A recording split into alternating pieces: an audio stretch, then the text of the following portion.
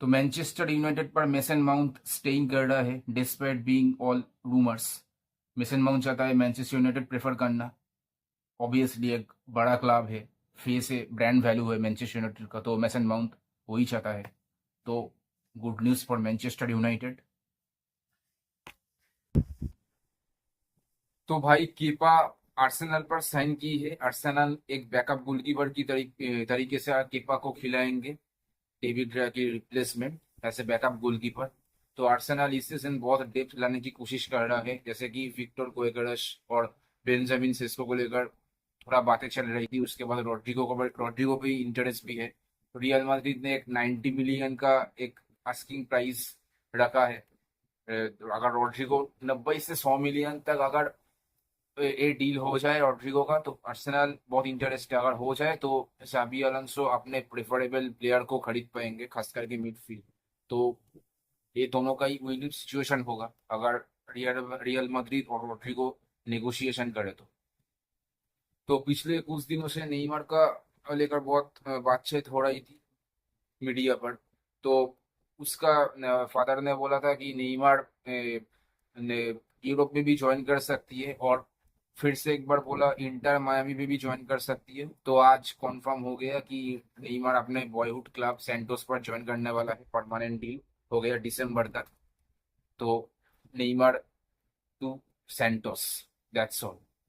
लुका Modric को लेकर बातें करूंगा तो एसी मिलान का प्रेसिडेंट बोला है कि फीफा क्लब वर्ल्ड कप के बाद लुका मॉड्रिच का डील साइन होगा, तो लुका मॉड्रिच ऑफिशियली एक एसी मिलान प्लेयर बन गया समझो।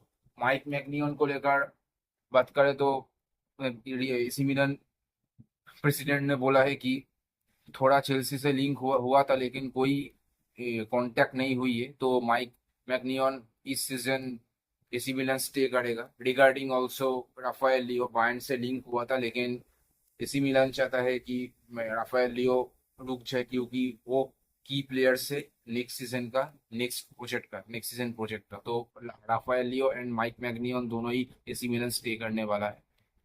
तो और थियो हेर्नांडेज वो अल हिलाल ज्वाइन करने वाला है समझो। थोड़ा कुछ छोटी मोटी स्टेज नेगोशिएशन बचा है, अगर वो कंप्लीट हो जाए तो कंप्लीटली अल हिलाल प्लेयर बन गया थियो हेर्नांडेज।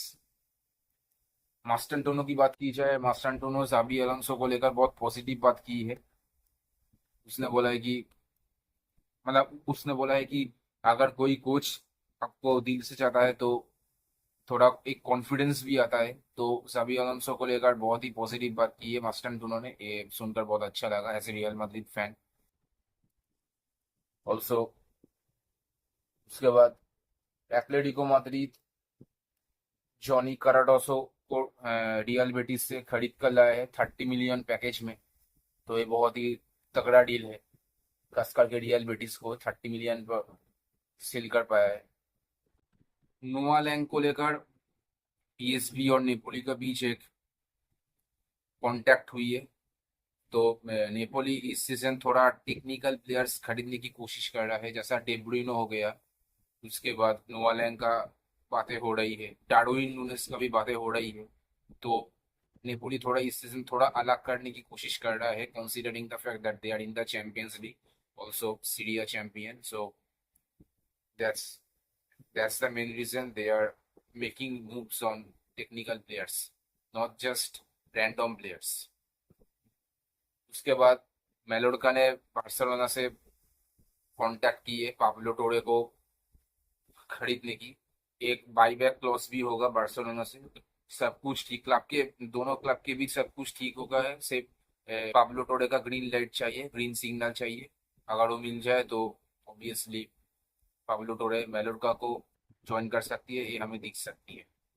जैसे कि पहले बताया था डार्विन नूनेस ग्रीन लाइट दे दी है। सिर्फ दोनों क्लब के बीच एक नेगोशिएशन होने का ही बचा है। अगर लिवरपूल का आस्किंग प्राइस नेपोली दे देती है तो डार्विन नूनेस को हम नेपोली में ज्वाइन करते हुए देख सकते हैं। वैसे फ्रांस का एक top team Lyon, Olympique Lyons relegate हो गया है, तो लीग 2 में अब खेलेगा। तो एक बहुत ही थोड़ा डिसअपॉइंटेड बात है, considering that it is a big team for France. So that's that.